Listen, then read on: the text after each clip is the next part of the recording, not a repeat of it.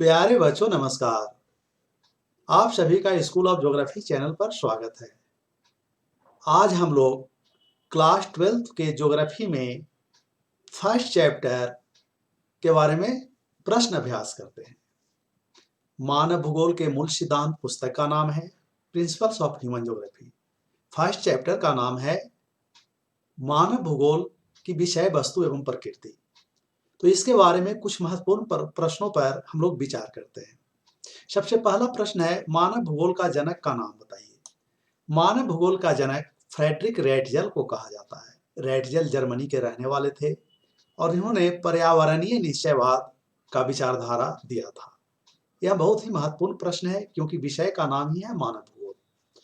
प्रश्न संख्या 2 है एंथ्रोजोग्राफिया। एंथ्रोजोग्राफिया का अर्थ ही होता है मानव भूगोल।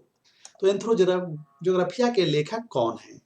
एंथ्रोजोग्राफिया के लेखक भी फ्रेडरिक रैटजल हैं और इसी पुस्तक के लेखन के कारण वे मानव भूगोल के जनक के नाम से प्रसिद्ध भी हुए। अगली पुस्तक है अर्धकुंडे के लेखक कौन है? अर्धकुंडे के लेखक जर्मनी के ही एक अन्य प्रसिद्ध भूगोलवेता कार्ल रिटर हैं। कार्ल रिटर जो नियतिवादी अर्थात प्रकृतिवादी भूगोलवेता थे, उनके द्वारा अर्धकुंडे की रचना की गई है। नेक्स्ट प्रश्न है, संभववाद शब्द का प्रयोग सर्वप्रथम किनके द्वारा किया गया था? हम लोगों ने पढ़ा है कि भूगोल में कई विचारधारा का विकास हुआ जिसमें एक प्रकृतिवाद था और उसके काउंटर विचारधारा के रूप में संभववाद विचारधारा का विकास हुआ पॉसिबिलिज्म का, और इसका विकास फ्रांस में हुआ था। और फ्रांसीसी भूगोलवेता फेब्रे अक्सर पूछा जाता है उनके बारे में। फेब्रे को संभववाद शब्द का प्रयोग करने का श्रेय दिया जाता है। नेक्स्ट है, ओरिजिन ऑफ स्पेसीज सिद्धांत का संबंध किस विद्वान से है? अब यहाँ लिखा हुआ है निम्नलिखित में से किस विद्वान से है।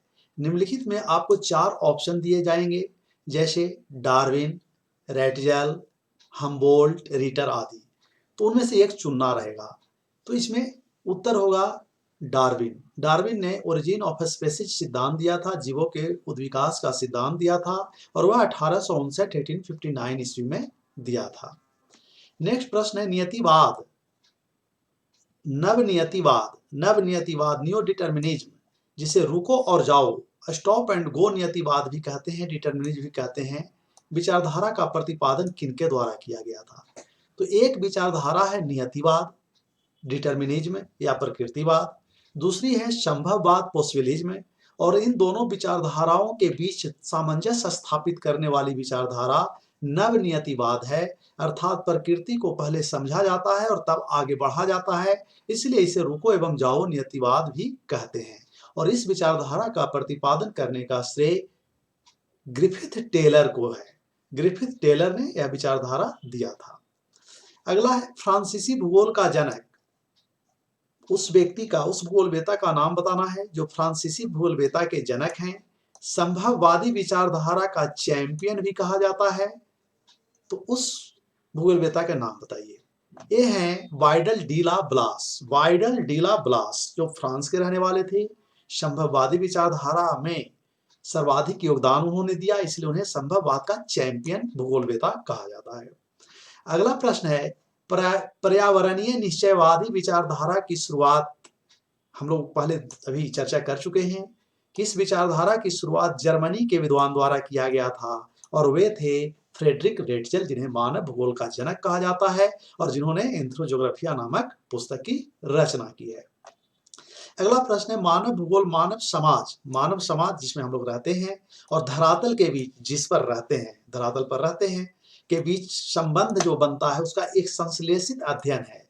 यह कथन किनका है, किस विद्वान द्वारा दिया गया था? तो यह कथन फ्रेडरिक रैटजल का है जो मानव भूगोल के जनक हैं। अगला प्रश्न है, ज्योग्राफिया नेचुरलिस एक पुस्तक है, ज्योग्राफिया नेचुरलिस, इसके लेखक कौन है? ज्योग्राफिया नेचुरलिस के लेखक बेरेनियस हैं। बेरेनियस इनके बारे में भी हमेशा पूछा जाता है। अब आधुनिक भूगोल के संस्थापक किसे कहा जाता है? भूगोल का विकास, प्राचीन भूगोल का विकास यूनान में हुआ था। यूनान के भूगोलवेता इरेटास्थनीज को भूगोल का जनक कहा जाता है, भूगोल का पिता कहा जाता है। लेकिन यहाँ पूछा जा रहा है आधुनिक भूगोल का संस्थापक। तो आधुनिक भूगोल का विकास जर्मनी में हुआ और जर्मनी के हम्बोल्ट और कार्ल रिटर दोनों को आधुनिक भूगोल का संस्थापक कहा जाता है। अगर दोनों ऑप्शन आ जाता है तब क्या करेंगे आप? तब आपको हम्बोल्ट बनाना होगा। हम्बोल्ट को आधुनिक भूगोल का संस्थापक कहा जाता है। ये जर्मनी के थे, नियतिवादी थे, प्रकृतिवादी थे। अब अगला प्रश्न है, किस भौगोलिक विचारधारा में मानव की तुलना में प्रकृति अधिक प्रभावशाली है, प्रकृति अधिक श्रेष्ठ है? तो बार बार हम लोग नाम ले रहे हैं प्रकृतिवाद का, नियतिवाद का, डिटर्मिनिज्म का। तो डिटर्मिनिज्म विचारधारा कहती है कि मानव पर प्रकृति का नियंत्रण होता है, यानी प्रकृति के नियंत्रण में मानव कार्य करता है। यह नियतिवाद या प्रकृतिवाद कहलाता है। एक नंबर का पूछा जाएगा या लिखने वाला 2 नंबर का रहेगा। आप सीधे सीधे लिखेंगे कि जिस विचारधारा में प्रकृति को मानव पर अधिक प्रभावशाली बताया गया है, यानी मानव प्रकृति द्वारा नियंत्रित होता है, उस विचारधारा को नियतिवाद या प्रकृतिवाद कहते हैं। और इस विचारधारा का विकास जर्मनी में हुआ था और जर्मनी के विद्वान जो आधुनिक भूगोल के संस्थापक हैं हम्बोल्ट और रिटर को इस विचारधारा का संस्थापक कहा जाता है, प्रणेता कहा जाता है। अगला प्रश्न है, पर्यावरणीय निश्चयवादी विचारधारा जो रेटजल ने दिया था का समर्थक विद्वान एलन सेम्पुल किस देश की रहने वाली थी? तो ये पर्यावरणीय निश्चयवाद या निश्चयवाद जिसकी चर्चा बार बार कर रहे हैं, इस विचारधारा का समर्थन एलन सेम्पल यूएसए संयुक्त राज्य अमेरिका के रहने वाले थे और ये नियतिवाद विचारधारा की अंतिम भूगोलवेता भी माने जाते हैं। अगली पुस्तक है ज्योग्राफिया पुस्तक, जिसे भूगोल का वेद भी कहा जाता है। इसकी रचना किनके द्वारा की गई थी? तो अभी हम लोग एक नाम ले रहे थे प्राचीन यूनान के बारे में, इरेटास्थनीज के बारे में। तो इरेटास्थनीज जिन्हें भूगोल का जनक कहा जाता है, भूगोल का पिता कहा जाता है। इनकी पुस्तक ज्योग्राफिया है जिसे भूगोल का वेद कहा जाता है। इरेटास्थनीज ने सर्वप्रथम ज्योग्राफिया शब्द का, ज्योग्राफी शब्द का प्रयोग किया था।